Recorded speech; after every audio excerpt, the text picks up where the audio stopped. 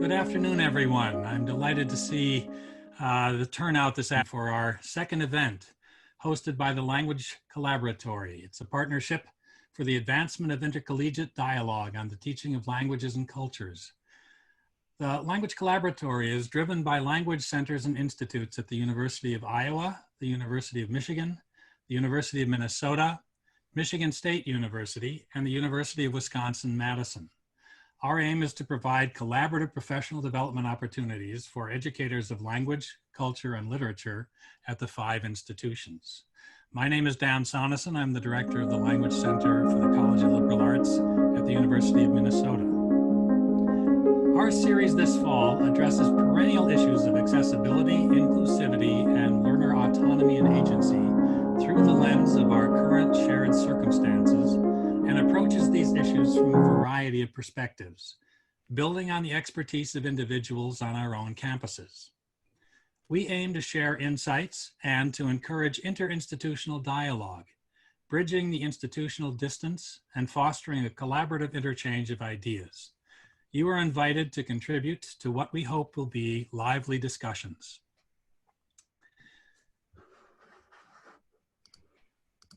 The sessions will be recorded and made available through each institution's website. We ask that you mute your microphone at the outset, that you use the tools in Zoom to contribute questions and comments in the chat, and during the open discussion period to raise your hand virtually prior to activating your microphone. Closed captioning is available through the live transcript button in the Zoom menu bar. Today's host is the University of Wisconsin-Madison, and I turn the floor over now to Diana Murphy, Director of the Language Institute at the University of Wisconsin-Madison. Diana. Thanks so much, Dan, and hi everyone, welcome. Please feel free to introduce yourself in the chat if you feel so moved. We'll have questions, comments in the chat going as we go, so please do say hello if you'd like. So I'm so happy to see so many of you at this afternoon session. Access, inclusion are at the top, should be at the top, I think, of all of our lists these days as we're designing for instruction in new contexts. And I'm so happy to be able to introduce this afternoon my new colleague, Dr. Cecil Lee Wilson, who's a recent graduate of the UW-Madison doctoral program in Slavic languages and literatures, specializing in disability studies, and is a member of Disability Pride Madison. Z has also worked in LGBTQ+ student services through the UW-Madison Gender and Sexuality Campus Center, and her current research is focused on disability and holy foolery in Russian literature. The topic of this afternoon's session is "You're a Teacher, You're Not a Cop, Prioritizing Access in Course Structure." Among the topics that Dr. Wilson might discuss and that you might be interested in engaging with this afternoon are questions around attendance and participation policies, grading structure, syllabus access statements, and teacher-to-student communication. So we'll start off, we're keeping things super informal. We'll start off with a really broad question to Dr. Wilson, which is, how does traditional pedagogy create barriers to access in the context of language courses? And yay, welcome, Dr. Wilson. Thanks. Thank you, Diana. Excuse me, Diane. Wow, my brain is already going in a lot of different directions and I have to pick one. First, though, is that I would like to acknowledge the UW-Madison Sick and Disabled Student Advocacy Group, which gave me the delightful topic of this presentation today. I went to them and asked, just in a sort of informal poll, if there is one thing that they would like language teachers and any of their teachers to fully, deeply internalize. They said it is to stop thinking like a cop and start thinking like an educator. So to that end, most of what I'll be focusing my comments today are about things like control and autonomy in the structure of your courses. So in things, the sort of things that would be on your syllabus, like attendance and grading and all of that good stuff. Even though there's so much else to this question, that's what I'm going to be focusing on. So in terms of traditional pedagogy, which is what there may be a better term for that, but the pedagogy that I learned formally and informally, and I'm sure that almost, if not every single person here did also,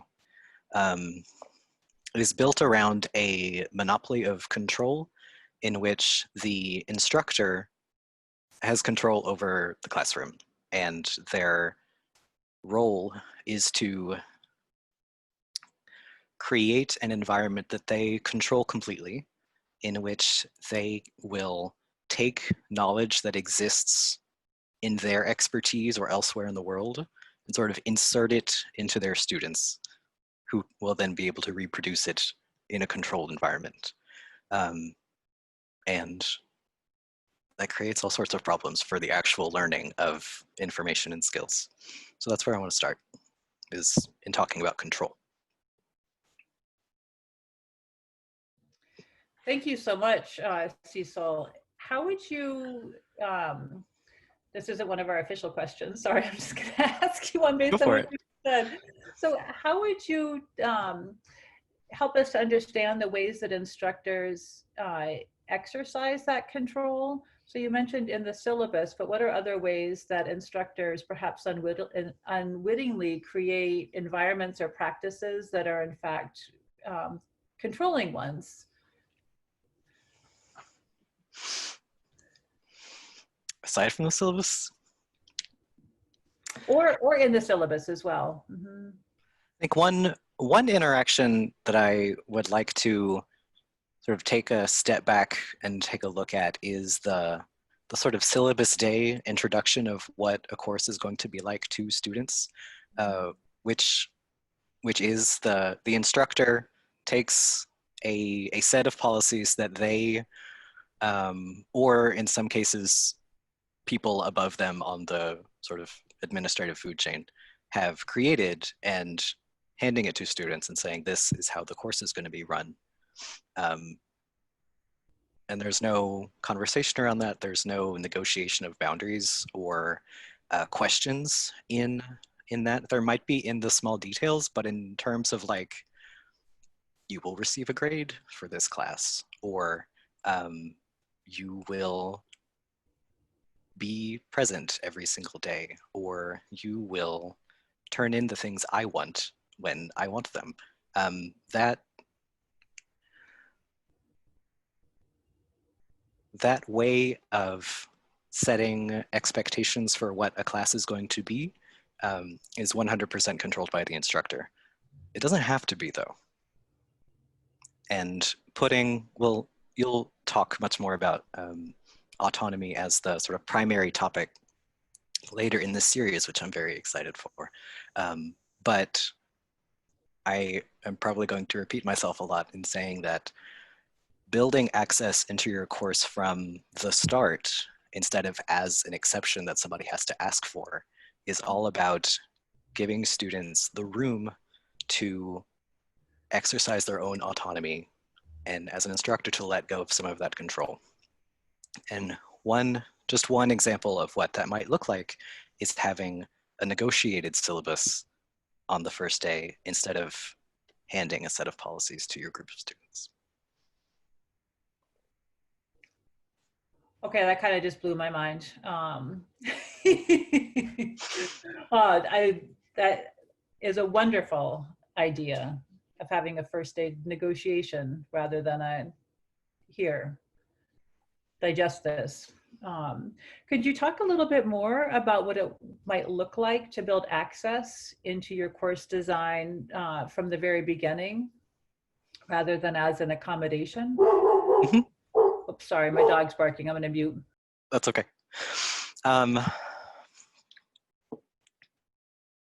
What it looks like to build access from the very start. looks a lot like building in flexibility and a room for students to do things in a way that you don't expect or maybe even wouldn't prefer. Again, letting go of some of that control. So in terms of sort of practical or concrete examples, that might look like much more flexible deadlines. It might look like a much more flexible attendance expectation. It might look like setting out with the expectation that your individual students will have different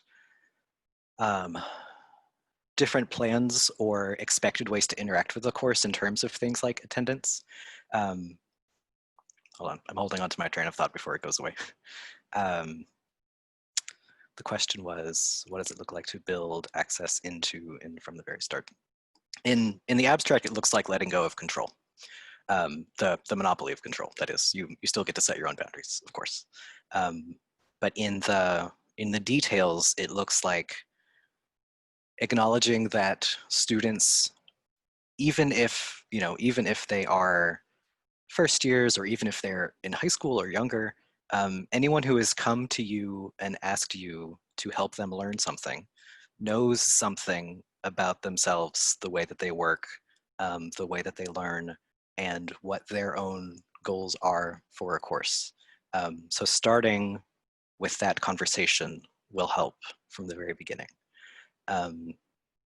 In addition to the kind of perspective or assumption shifting of letting go of the expectation that you can tell who is disabled or has disability, or any of the other ways to frame that in your course, or that that's an exception, or even that that's uncommon. If you have any group of students, even one, I would come in with the expectation that there's no normal or standard student that you can set expectations for. You have to ask questions instead. Thank you so much. I see that Claire Forsty, forgive me, Claire, if I'm mispronouncing your last name, noted in the chat that exam proctoring seems like another example of controlling behavior on the part of the instructor. Absolutely.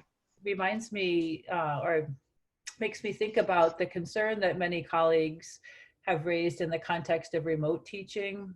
Like, how am I going to proctor during assessments? And so I wonder if you could also speak to how remote or online teaching affects approaches to access more generally, not just in terms of administering high stakes assessments, but just more broadly. My experience so far with remote teaching was a summer intensive Russian language course. So it was approximately a year's worth of curriculum in the short summer session. So it was a lot, but it was very fast. And just with that frame of reference and speaking with other instructors who are currently teaching remotely, a lot of it actually turns out to be the same in terms of access considerations. Working online gives you a lot of opportunities and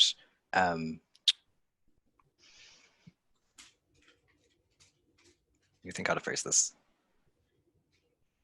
A lot more options than only working face-to-face has. Like, for example, the live captioning in this session is helping me keep my thoughts together, even though I'm the one speaking.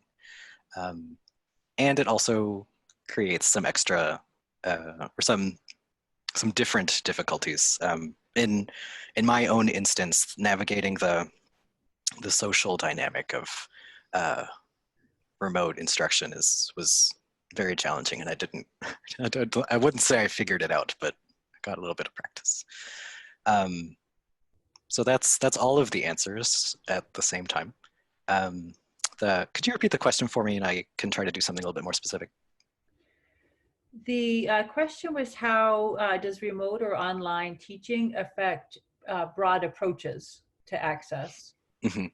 not only in the context of thinking about assessments, but just generally. Mhm. Yeah. For approaches to access, I would focus most of my sort of work around designing a course in the finding out about the exciting new opportunities that being online affords. And that involves a little bit of like work like researching the specific platforms that you're on, what all of the options are, and all of that good stuff. And building those things in automatically so that no one has to ask for it. Mm. And thinking about the different formats that remote learning allows you to do, in addition to the kind of video call style, which I think is most instructors' first instinct when trying to make a course remote. It's like, well, we'll do what we usually would, our best, in a call. But things like exclusively working asynchronously, which may seem strange or scary again because we have to let go of a little bit of control to do that. But seriously thinking about just completely different ways of running a class, and running through as many scenarios as you can think of like, what if a student has A through Z particular learning needs? How would that be affected by both just trying to do what seems like the simplest thing, which is video call style synchronous lessons, and all of the wild dreams that you can come up with for how else you would like to run a course. And that includes for you too. I personally find video calls to be a lot more draining than I expected they would be. So even while I was doing language teaching, which does require some interfacing with speech, I was thinking while I was doing it, there's got to be a better way than trying to do this on a video call. So hopefully I will have chances to explore other ways to do remote language learning online. But that'll take a lot of practice also. That'll take time. Yeah, thank you. I see there are a couple of questions that have come in from the chat. So colleagues, please keep the questions going. This is intended to be open. I can try to snag the questions. My colleague Yana is also keeping tabs on them in the chat. So one question, or the first one is from Natalie Gayot, if I pronounce that correctly, which was, how would you define the fine line between control as an instructor and offering guidance or modeling for your student? Mm-hmm. Mm-hmm. Thank you. That is a really good question. Between control and guidance or modeling.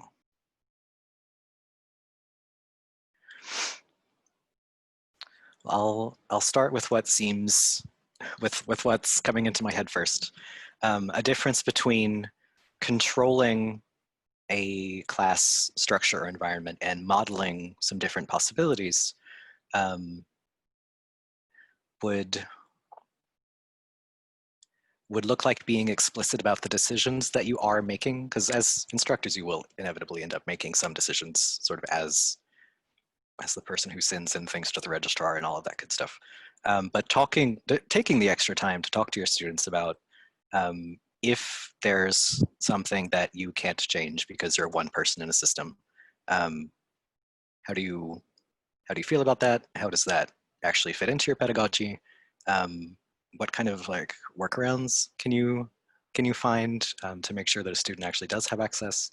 To be more explicit in your decision making, so that even if for larger reasons a student doesn't have control over a decision, they at least have some transparency about who does and why that's happening, which can help a lot, even if the result is not ideal. And a difference between control and guidance, I think, looks like options. So if you're controlling a course environment, you make a decision. For example, students can have 2 days that they don't come to class before I start docking their grades. And guidance looks more like talking to students about why, in your particular situation, it's important to be engaged in a particular way. So for example, if we're teaching language online, it's important to get physical speaking practice because that's a very important part of the learning process and talking about how that works. And then saying, since that result is important, let's think together about the best way to make that result possible. So it's totally fine to set the expectation that students will come to class and participate to the extent that they can without hurting themselves or, you know, experiencing harm. Of course, that's totally fine. And I think no student would have a problem with that. But in terms of guiding how that looks like, you can provide some structure in terms of like, if, for example, just because I like to think in concrete examples, if I don't hear from you 24 hours after an absence I didn't know about, I'll check in to see what's up. Like, are you okay? That can be a guidance that doesn't look like control. Thank you, and really conveys care instead of the managing your behavior. Yeah, thank you. Rebecca Sawyer also has a question in the chat, which is, can you talk a little bit more about grading? I think that could be a really powerful way to give up control, but then there's the tension of having the powers that be wanting some kind of letter or number. Yeah, grading is definitely one of those structures that we have some control over, but if I am allowed to dream big, I would throw out grading completely. But the bureaucrats want a quantification of learning outcomes, etc. So in the end, you might have to have something.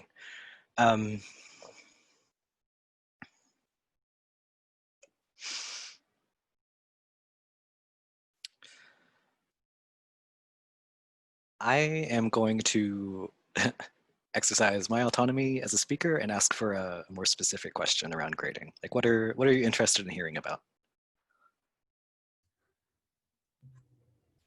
Rebecca, do you want to just unmute, unmic? Or unmic, that's not a word. Sure, Unmute yourself. Sorry, I missed that. I had to go. My cat was being obnoxious. So could you repeat what your follow-up question was to me? Sure. I'm just looking for, I think, something a little bit more specific about what you're thinking or what you're, what's on your mind. So I think I'm thinking particularly about assessments. Because those tend to be sort of, sorry, now the planes are going overhead. I live close to the airport. So thinking about how we do want to measure some kind of progress or some kind of, we want to measure their proficiency in some kind of way. So there does have to be something, but then how to get away from tying that to the grade, or how can we tie it to a grade that we can, you know, give the university that appears on their transcript that isn't punitive necessarily. Okay. Help? Yes, thank you. Okay, perfect. There are two branches to that, and I want to address both. So let me make a note to myself real quick. So one is about assessment, and one is about quantification. Okay. I think fortunately for language classes, it's, easier is not the right word. There are some specific concrete learning goals or learning objectives that sort of fall naturally into language learning. Like, we want our students to be able to buy a plane ticket, or we want our students to be able to introduce themselves or ask a complex question or something like that. So we can set those goals together at the start of a class. So sort of saying, in my experience as an instructor at this level, we probably will be able to get to this list of skills. So you can expect to work toward that.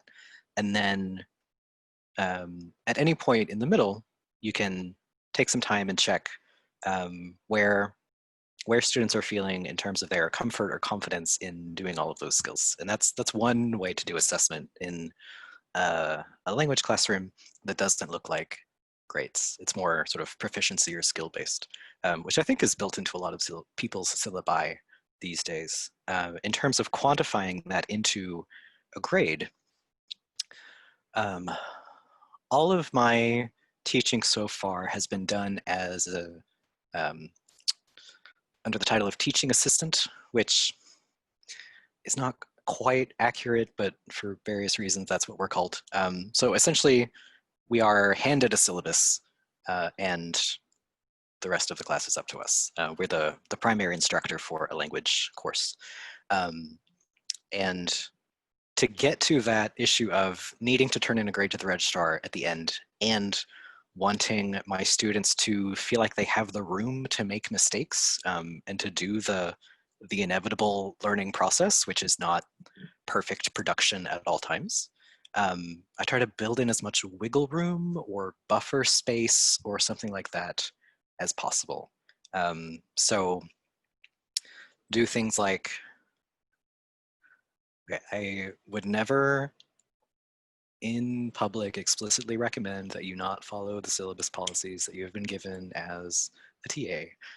But one option might be to decide that you just aren't going to take off for absences if they're communicated. So not excused, but if someone comes to you and says, hello, I'm sick, I can't come to class, saying, okay, no problem, come to me when you're feeling better and we'll work something out. And just letting that be. And if there's an absence that you haven't heard from, again, checking in first. And I can't even think of an instance in which I would feel comfortable taking docking points for an absence for any reason. Like, that just doesn't make sense to me. So kind of letting that either explicit policy or policy in practice make the room so that things like exams or sort of more traditional assessments that you may or may not have the choice to redesign or whatever, even if those have to be the way that they are, there's more space. Mm-hmm. That's one way that can look, but again, many, many, many options. Thank you, Cecil. And I know we just have about a minute or so left, and we want to be really respectful of this 30-minute limit. So we'll need to wrap up in a sec.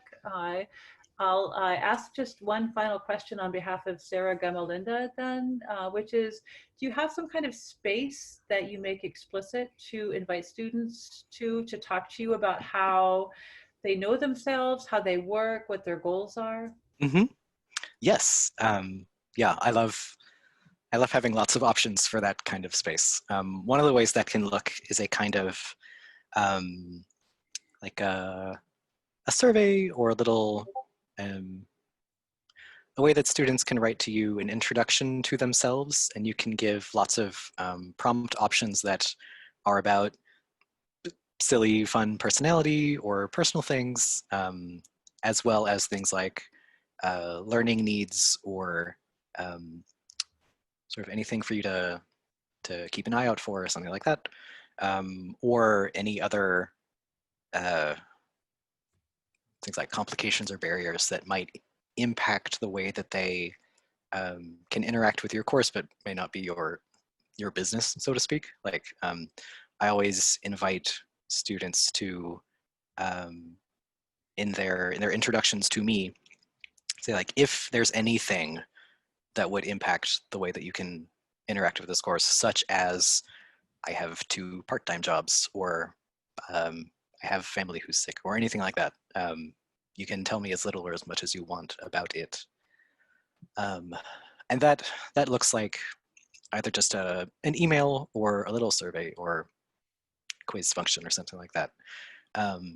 Another way that can look is to encourage students to come to office hours for no reason, to just do a little chit chat if they like, which some people love to do and some people are not interested in, which is why options are good. And another way to make that space is in the kind of in-between spaces of your time with students sort of in the classroom. And in person, that looks like, while people are filing in or while you're taking a 10-minute break.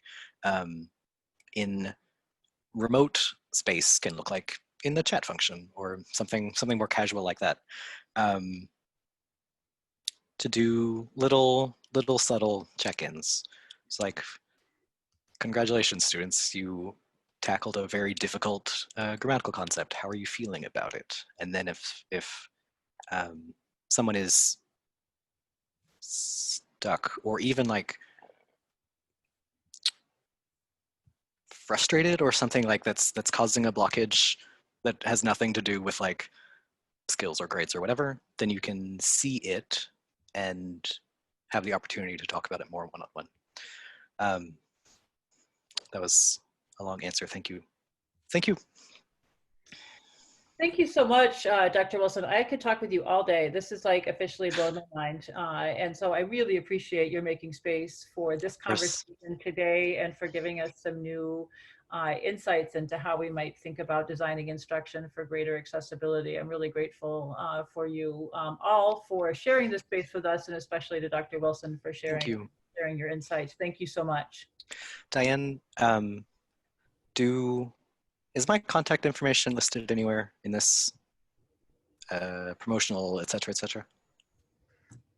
I do not know. That's a good question. Would if you'd like to share that? Yeah, I'll just drop my work email in the chat. And if you have thoughts or questions or just want to talk about access and pedagogy, I also can talk about it all day, every day. Love to think about it, love to get creative, love to fetch even. So you're welcome to contact me.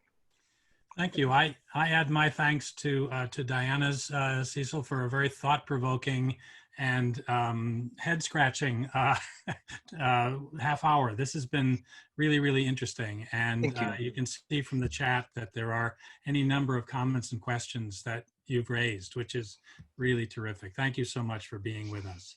Thanks. I wanted to also then just point to our next session, which is going to be a week from this Thursday. Hosted by the University of Minnesota. Mandy Menke is the Director of Language Programs for Spanish and Portuguese. And she'll be talking about accommodating diverse student needs in the online and remote teaching environment. Also wanted to remind you that we'll be sending an evaluation to you within the next couple of days. We'd love to hear feedback from you. This is, as we've mentioned last time, this is a real experiment in interinstitutional conversations. And it's just wonderful that we have such a great representation from across our 5 institutions. And we'd love to know how you think it's going and hear any suggestions that you might have for going forward. Thank you all so much, and we look forward to seeing you next week. Thanks, everyone.